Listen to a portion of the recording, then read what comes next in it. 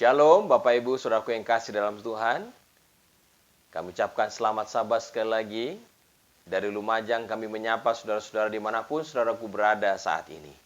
Tidak terasa saudara, tinggal menghitung hari. Kita akan meninggalkan tahun 2020.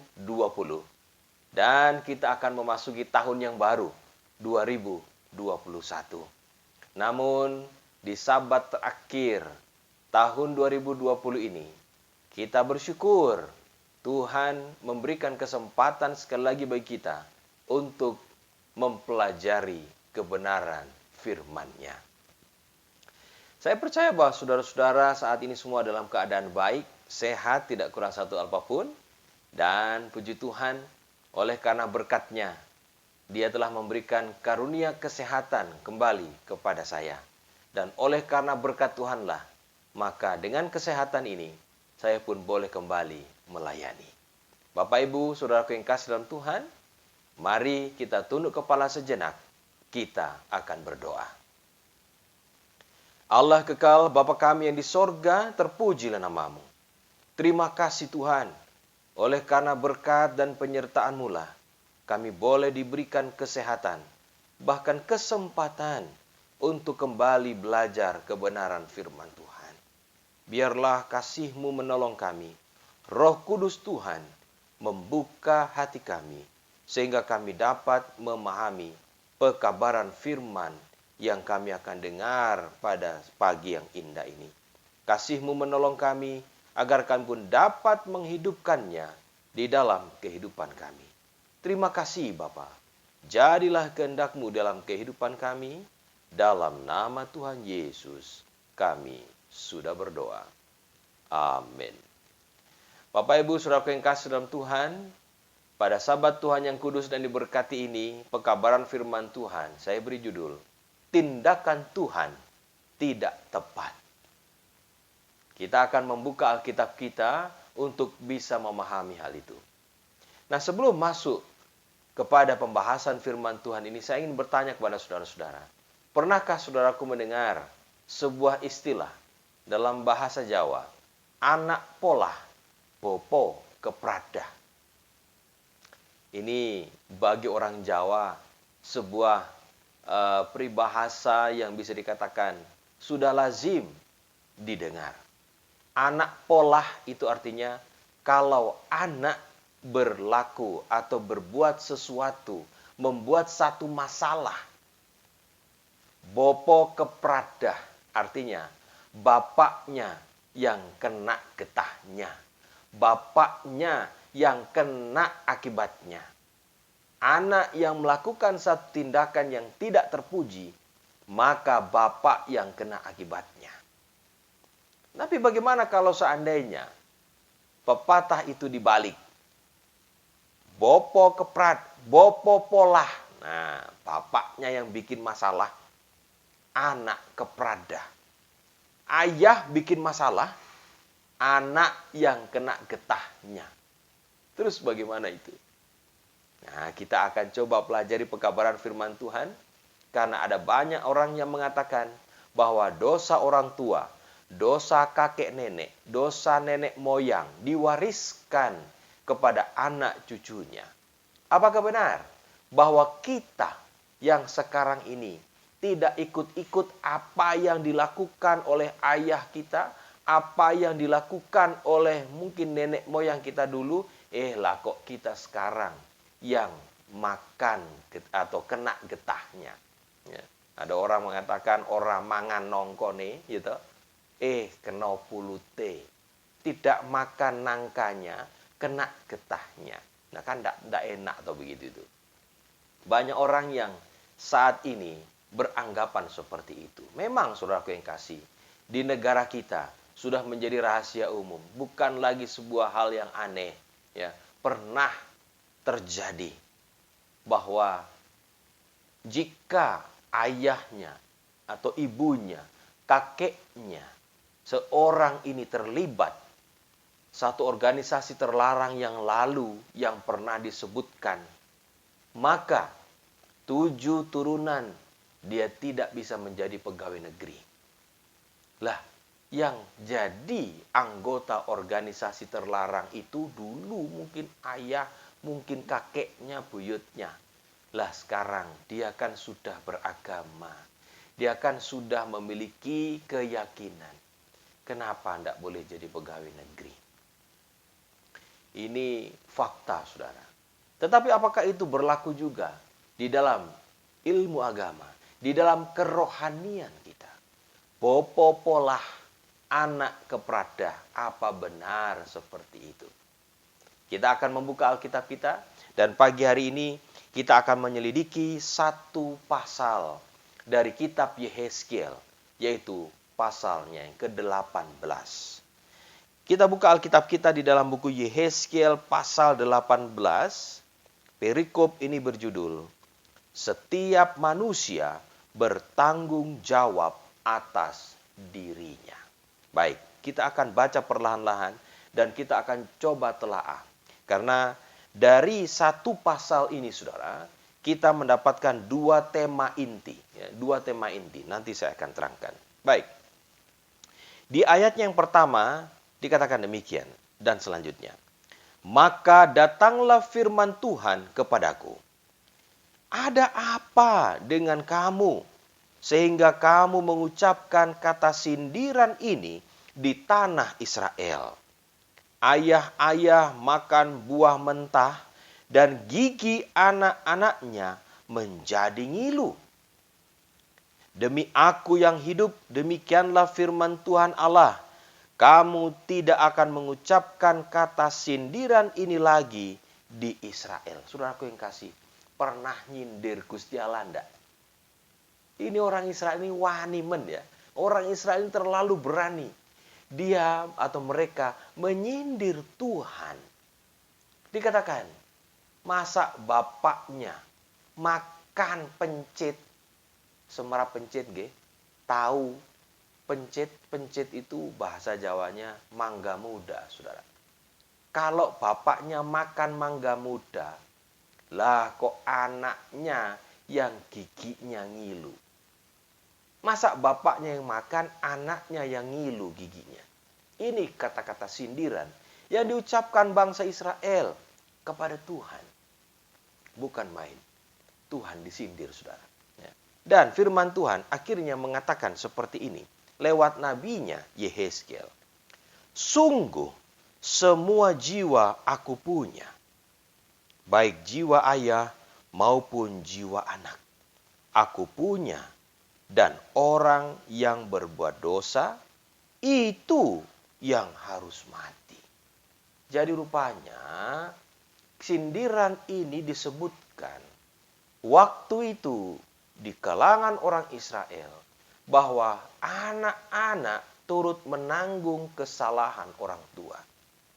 Jadi kalau orang tua yang bikin salah, anak kena getahnya.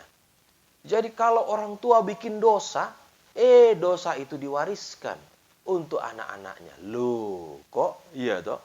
Ini yang membuat sehingga mereka mengucapkan kata sindiran ini kepada bangsa Israel. Nah, saudaraku yang kasih dalam Tuhan, apakah benar ini yang disebutkan? Apakah benar bahwa Tuhan menghukum anak-anak, cucu, cicit hanya oleh karena orang tua, kakek buyutnya telah berbuat dosa? Dengan jelas firman Tuhan katakan, sungguh semua jiwa aku punya, Tuhan bilang. Siapa yang berbuat dosa, dialah yang akan menanggung dosanya. Nah, saudaraku, kita akan masuk di ayat berikutnya. Satu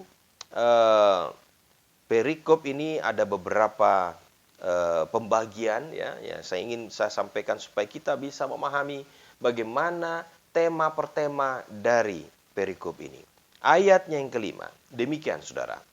Silakan buka Alkitab saudara dan kita akan belajar bersama-sama. Ayat 5 kita mulai. Kalau seorang adalah orang benar dan ia melakukan keadilan dan kebenaran, ia tidak makan daging persembahan di atas gunung atau tidak melihat kepada berhala-berhala kaum Israel, tidak mencemari istri sesamanya, dan tidak menghampiri perempuan waktu bercemar kain, tidak menindas orang lain, ia mengembalikan gadaian orang, tidak merampas apa-apa, memberi makan orang lapar, memberi pakaian kepada orang telanjang, tidak memungut bunga uang atau mengambil riba, menjauhkan diri dari kecurangan, melakukan hukum yang benar di antara manusia dengan manusia. Ayat 9, hidup menurut ketetapanku dan tetap mengikuti peraturanku dengan berlaku setia, ialah orang benar, dan ia pasti hidup. Demikianlah firman Tuhan Allah. Jelas sekali saudaraku yang kasih. Di ayat yang baru saja kita baca bersama, dikatakan, jika ada orang yang berbuat benar, melakukan semua yang sudah dicelentrehne tadi, yang sudah disebutkan satu demi satu tadi, Tuhan katakan dia orang benar. Jadi, pada waktu seseorang bertingkah, berbuat, berlaku benar, di hadapan Allah, dia adalah orang yang benar. Nah, Tuhan katakan, ini menjadi pelajaran bagi kita, bahwa siapapun di antara kita yang berbuat benar di hadapan Allah, Tuhan menghargainya. Nah, sekarang mari kita lihat ayat berikutnya.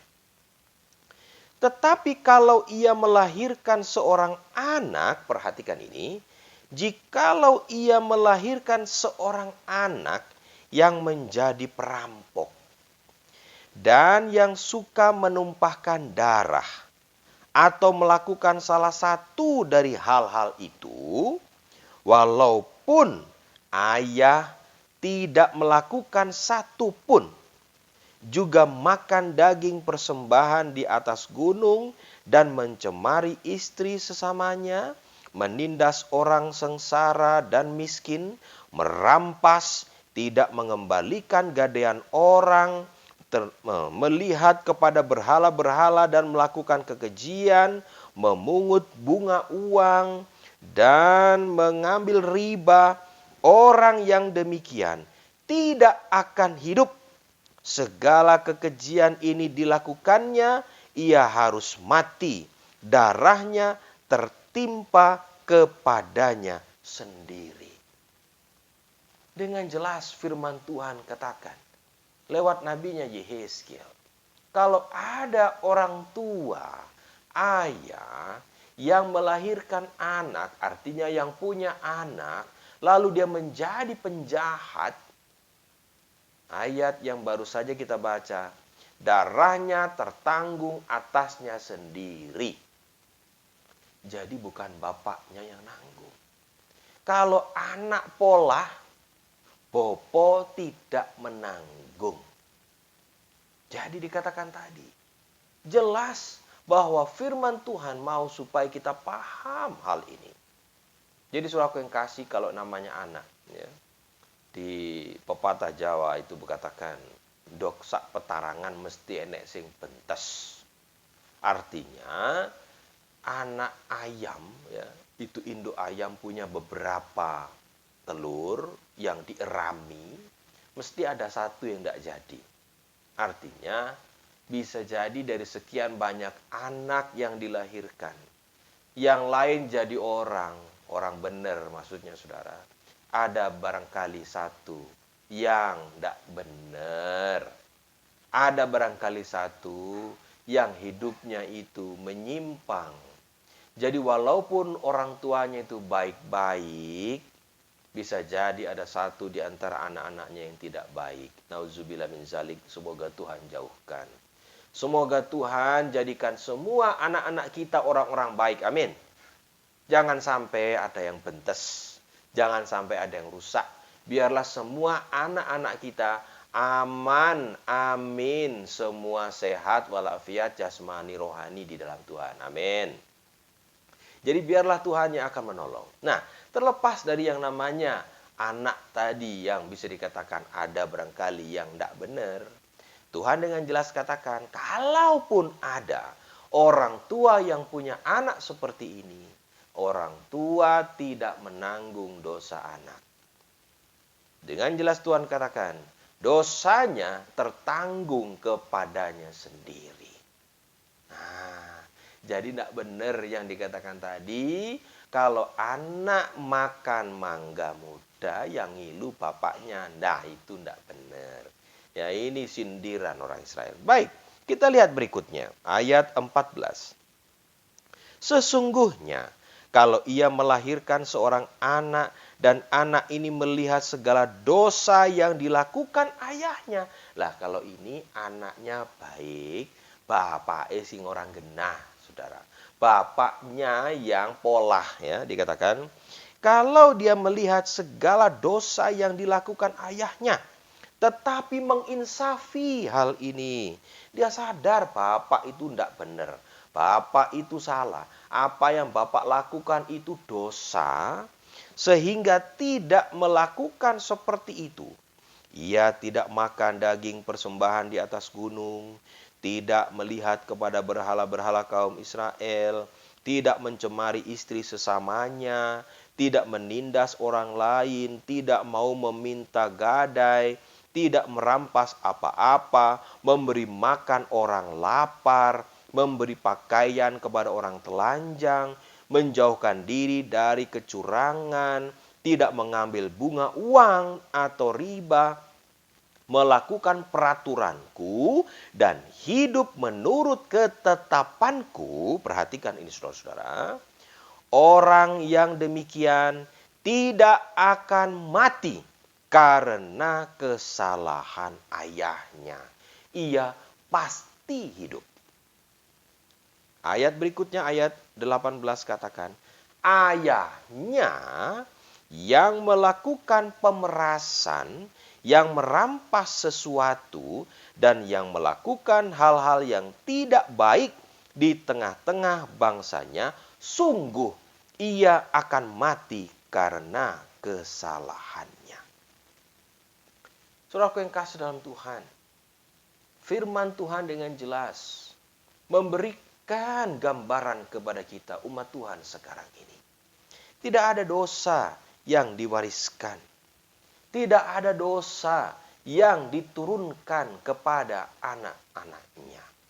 Setiap orang yang melakukan dosa, setiap orang yang melakukan kejahatan, dia harus menanggung sendiri akibatnya. Dia harus menanggung sendiri dosanya. Dosa itu tidak diturunkan kepada anak-anaknya. Walaupun demikian, ada orang yang merasakan akibatnya. Contoh, kalau orang tua melakukan satu tindakan tercela, satu tindakan yang tidak terpuji, bisa jadi anak-anak malu. Atau kalau anak-anak yang melakukan tindakan yang tidak terpuji, orang tua bisa saja merasa malu.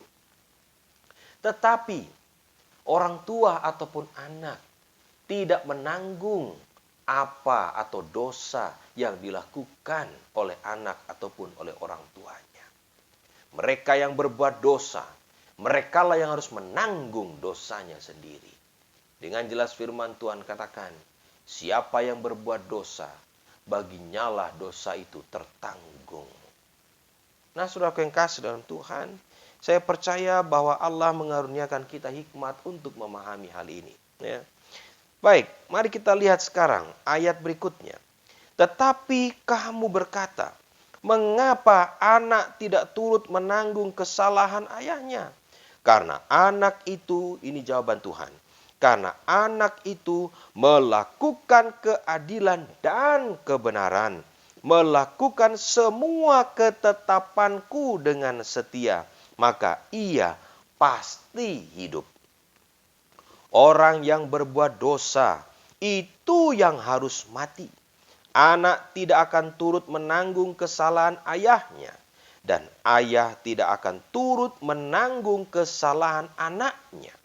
Orang benar akan menerima berkat kebenarannya, dan kefasikan orang fasik akan tertanggung atasnya.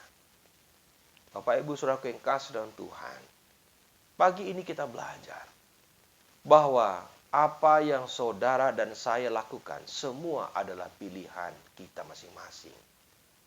Jangan bawa-bawa nama orang tua.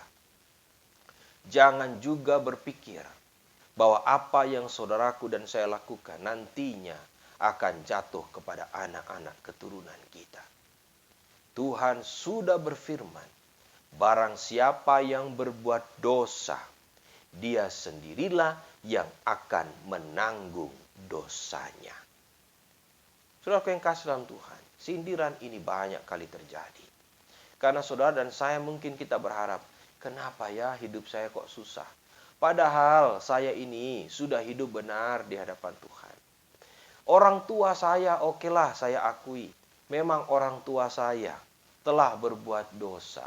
Orang tua saya telah melakukan kejahatan. Tapi kan saya ini tidak ikut-ikut. Nah, inilah yang kemudian seringkali membuat kita menganggap Tuhan itu tidak adil. Kita menganggap bahwa Tuhan itu menghukum orang yang tidak bersalah. Pandangan ini berkembang di kalangan orang Israel waktu itu. Sehingga mereka mengelontarkan kata-kata sindiran tadi. Bapak makan buah mentah, anak yang rasa ngilu. Namun Tuhan menjawab dengan tegas tuduhan mereka. Melalui nabinya Yehezkiel, Tuhan dengan jelas katakan, segala orang atau siapapun mereka yang berbuat dosa, dia harus menanggung sendiri akibatnya. Dari firman ini paling tidak kita belajar. Paling tidak membuat kita berawas-awas, saudara. Walaupun anak tidak menanggung kesalahan orang tua juga tidak menanggung dosa anak.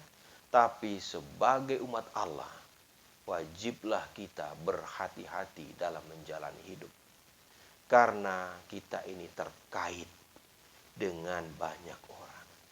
Kalau kita berbuat salah, perihal dosa, apalagi yang memalukan. Yang malu juga keluarga kita. Masih ingat yang beberapa waktu yang lalu terbongkar sebuah kasus mega skandal korupsi miliaran, saudara, yang dilakukan oleh salah seorang menteri yang mengurusi bagian sosial bagi masyarakat umum. Padahal disebutkan beliau adalah orang yang cukup dalam hal finansial. Tapi kok ya nemen toh tega banget ngambil nyunat yang harusnya menjadi hak orang miskin. Kalau sudah tertangkap begini, sing isin ki sopo, yang malu siapa? Walaupun mungkin keluarganya tidak ikut berbuat, tapi keluarganya juga merasa malu. Anak-anaknya bisa jadi dibully di sekolahan. Ya ampun, bapakmu maling. Ya ampun, bapakmu jupuk duit rakyat, kan malu toh. Inilah yang membuat sehingga kita wajib berpikir, wajib mikir betul-betul sebelum kita ini melakukan dosa-dosa yang demikian. Saudaraku yang kasih dalam Tuhan, Allah berfirman dan Dia mau supaya saudara dan saya betul-betul memahami akibat jahat, akibat buruk dari yang namanya dosa. Tuhan mau agar kita berhati-hati dalam menjalankan hidup. Nah, sekarang kita lihat fase yang kedua dari perikop ini, saudara. Ya. Perikop yang kedua ini, kalau yang tadi di ayat 1, saudara, sampai ayat yang ke-20, ini membicarakan satu tema, setiap manusia bertanggung jawab terhadap dirinya sendiri di hadapan Allah. Nah, yang kedua ini berkaitan dengan sindiran yang kedua. Ya. Kalau sindiran yang pertama yang dialamatkan kepada Allah oleh bangsa Israel ini macam enggak benar ya saudara ya. Orang Israel ini nyindir Gusti Allah ya. Dia bilang, bapak makan buah mentah mosok anaknya yang apa? Yang ngilu giginya. Yang kedua, saudara, mereka katakan tindakan Tuhan itu tidak tepat. Mereka berani judging, mereka berani menghakimi Tuhan. Dikatakan, Tuhan, apa yang kau buat itu tidak benar. Apa yang kau lakukan itu tidak tepat. Apa yang mereka tuduhkan. Kita akan lihat saudara. Masih pasal yang sama, ayat 21. Tetapi jikalau orang fasik bertobat dari segala dosa yang dilakukannya, dan berpegang pada segala ketetapanku, serta melakukan keadilan dan kebenaran, ia pasti hidup. Ia tidak akan mati. Segala durhaka yang dibuatnya tidak akan diingat-ingat lagi terhadap dia. Ia akan hidup karena kebenaran yang dilakukannya. Apakah aku berkenan kepada kematian orang fasik? Demikian firman Tuhan Allah. Bukankah kepada pertobatannya supaya ia hidup? Jikalau orang benar, kita lihat dulu di sini ya. Ayat 21 sampai 23. Dibilang tadi, kalau orang fasik, orang jahat, ya, orang yang tidak benar hidupnya, ya, yang paling menjengkelkan, ya, orang yang sudah berbuat jahat sejahat-jahatnya, ya. Kita ambil contoh saja, orang yang kemarin melakukan tindakan kriminal ya di daerah Sigi, saudara, yang membunuh orang yang tidak berdosa, 4 orang satu keluarga, ya. Ada juga yang jambret sampai korbannya jatuh mati, saudara. Gemes rasanya kita lihat kejahatan-kejahatan seperti ini ya. Tapi Tuhan bilang, orang-orang yang seperti ini lalu bertemu Tuhan Yesus, saudara. Orang-orang yang seperti ini bertobat. Dia tidak lagi berbuat jahat. Bertobat, saudara.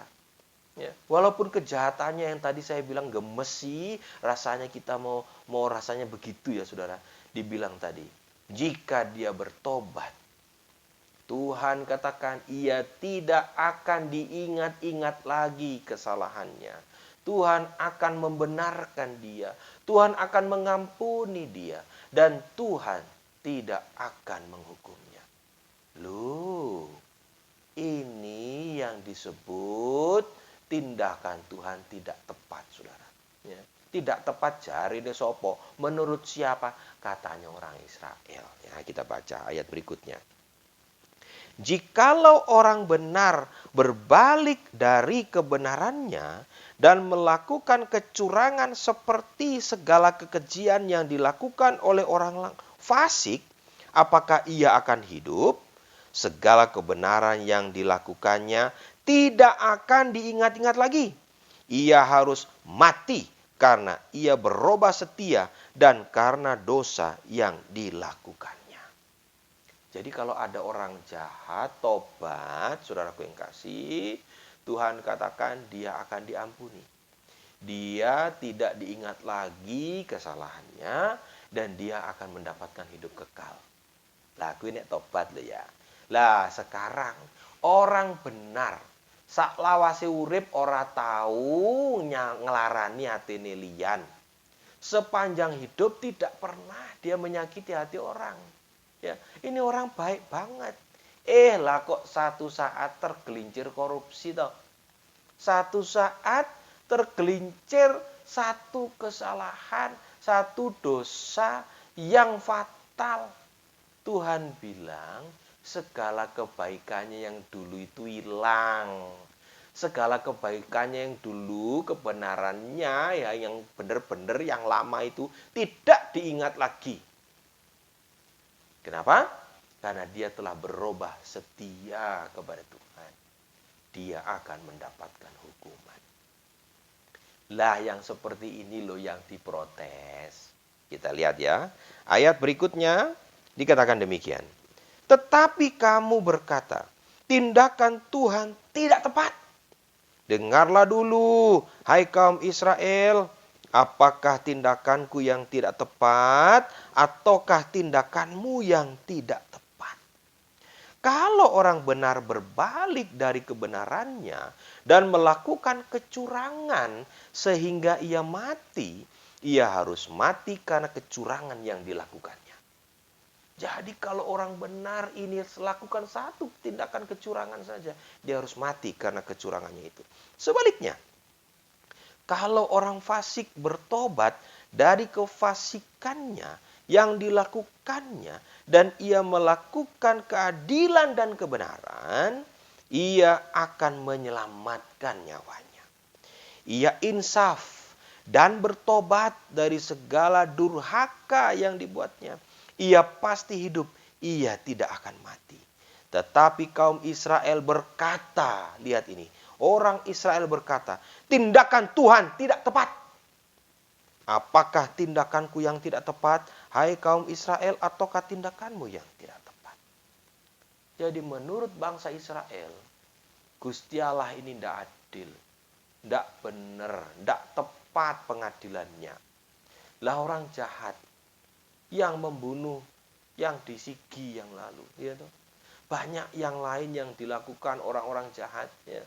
Bahkan seperti yang saya kasih contoh tadi, jambret, ya, narik dompetnya orang sampai orangnya nyungsep, kebentur kepalanya di aspal, mati, saudara.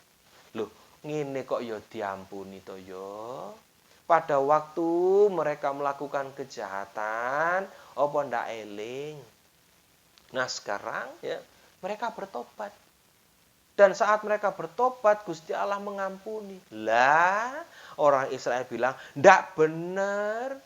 Yang seperti ini harus tetap dihukum. Biarpun bertobat ben, yang penting dia harus dihukum. Nah, inilah yang membedakan kita dengan Gusti Allah. Inilah yang membedakan saudara dengan Tuhan. Yang membedakan kita ini sang penuntut balas, ya toh. Kita kan maunya dibalas. Kalau dia bikin seperti itu, Gusti Allah harus balas lebih apa? Jos lagi. Tapi kalau orang baik, ya toh. Orang baik, orang nemen baiknya, ya, orang baik banget.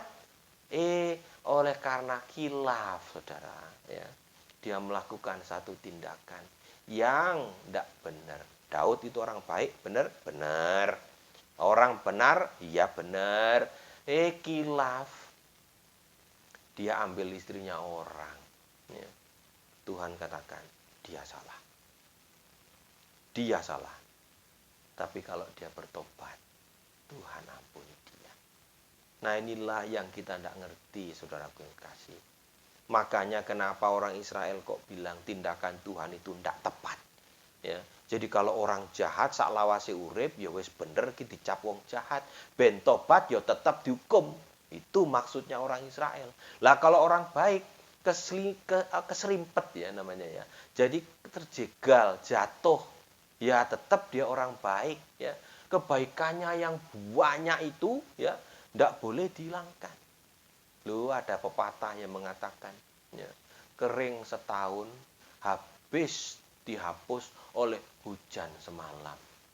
Loh ya ampun, kebaikan ya kejelekan yang sudah bertahun-tahun sudah sedemikian banyak ya terus dihapus oleh kebaikan satu kali atau ya kebaikan sekian lama dihapus oleh kejahatan yang cuma sekali. Pelajaran apa yang kita harus ambil di sini, saudara yang kasih ya? Di hadapan Tuhan yang penting ternyata endingnya, saudara. Endingnya yang penting. Artinya kalau saudara dan saya ya kita ini sebagai orang benar, tapi kalau endingnya tidak benar, gitu. Setia seumur hidup kate mati murtad, ya wes sayonara dadah bye bye. Artinya saudara dan saya itu tidak setia sampai mati, tapi setia ya sampai waktu tertentu. Setelah itu kita murtad. Lah nek murtad buat kejahatan, buat kesalahan, semua kebaikannya yang lama, semua kebenaran hilang kabeh. Nah, inilah yang terjadi. Saudaraku yang kasih, tapi bukan berarti lo ya. Artinya kalau Tuhan lihat endingnya, terus ayo awake dhewe kita ini berbuat kejahatan saumur-umur kok nek arep mati baru tobat, kuwi ya ora bener.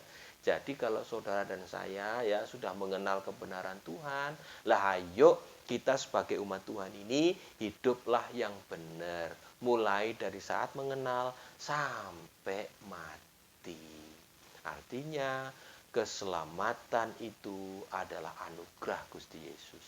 Saudara dan saya, kalau kita mau hidup benar, mbok yao, hidup benar itu jangan dibatasi. Hidup benar seumur hidup selamanya sampai Yesus datang. Amin. Ini saudaraku yang kasih. Jadi saudaraku yang kasih dalam Tuhan, kita baca ayat berikutnya ya. Oleh karena itu, aku akan menghukum kamu masing-masing menurut tindakannya. Setiap orang akan dihakimi menurut perbuatannya, menurut tindakannya, ya. Kamu masing-masing akan dihakimi menurut tindakanmu. Hai kaum Israel, demikianlah firman Tuhan Allah.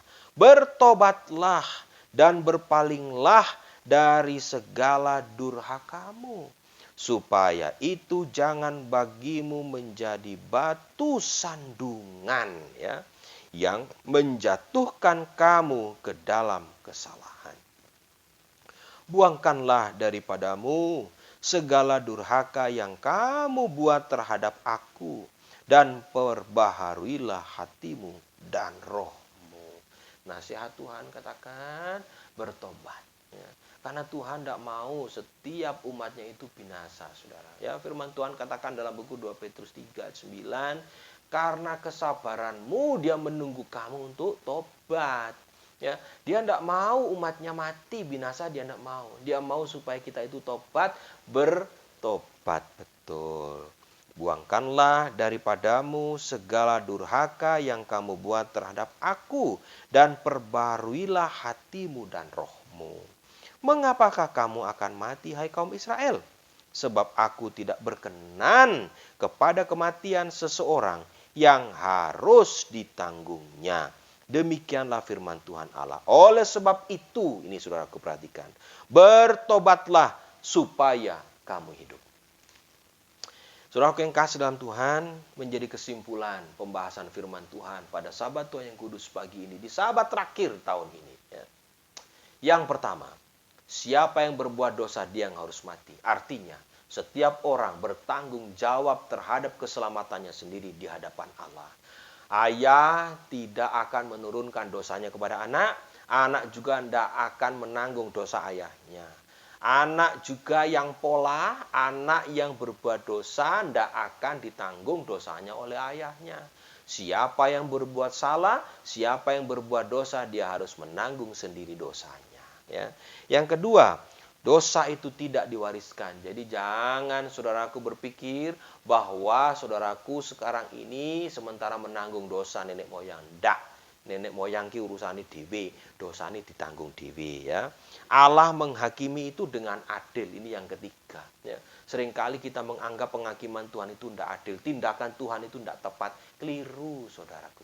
Allah yang maha adil itu, dia akan menghakimi dengan adil, dan dia akan menghakimi dengan caranya. Dan yang terakhir, Allah tidak menghendaki seorang pun binasa, tetapi supaya kita semua diselamatkan di dalam Tuhan. Itu sebabnya di akhir tahun ini, monggo sedulur, saudara-saudara kita ini introspeksi diri. Tuhan tidak mau kita binasa. 1 tahun mari kita ingat, apakah yang telah kita perbuat di hadapan Tuhan.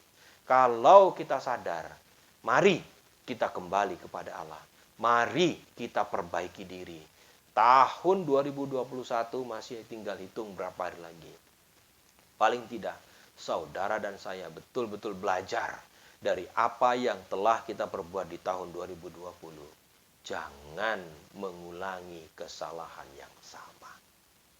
Pekabaran firman Tuhan pada Sabat Tuhan yang kudus, Sabat terakhir di tahun 2020 ini saya akhiri sampai di sini. Saya berharap saudaraku, kita benar-benar mengambil makna hikmah yang terbaik dari pekabaran ini. Ingatlah bahwa setiap orang bertanggung jawab terhadap dirinya sendiri di hadapan Allah. Semoga Allah menolong kita. Semoga Allah memberkati kita. Dan semoga Allah, sumber damai sejahtera, akan senantiasa menyertai saudaraku sekalian dimanapun berada di akhir tahun ini. Mari kita berdoa. Terpujilah namamu ya Allah kami Tuhan yang di sorga.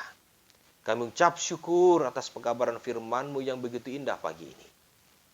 Kami percaya Engkau Allah yang maha adil. Dan Engkau akan berikan yang terbaik sesuai dengan kehendak-Mu. Bila mana kami telah banyak berbuat dosa, Tuhan, ampunilah kami. Tolong kami lebih bijak menghitung hari-hari kami, sehingga kami dapat hidup bijaksana di hadapan Tuhan. Akhir tahun ini, Tuhan, kami mau datang padamu, mengaku segala kelemahan dan dosa kami di hadapan-Mu. Ampunilah kami. Biarlah kemurahan Tuhan yang akan menolong kami hidup benar di hadapan Tuhan dan sesama kami. Terima kasih Bapa. Perbaharuilah hati kami, perbaharuilah roh kami di hadapan-Mu. Terpujilah nama Tuhan. Terima kasih. Kiranya rahmat Tuhan senantiasa menyertai anak-anak-Mu sampai Maranatha tiba. Dalam nama Tuhan Yesus kami sudah berdoa. Amin. Kami ucapkan selamat Sabat dan selamat menjelang tahun baru. Kiranya Allah senantiasa menyertai kita. Amin.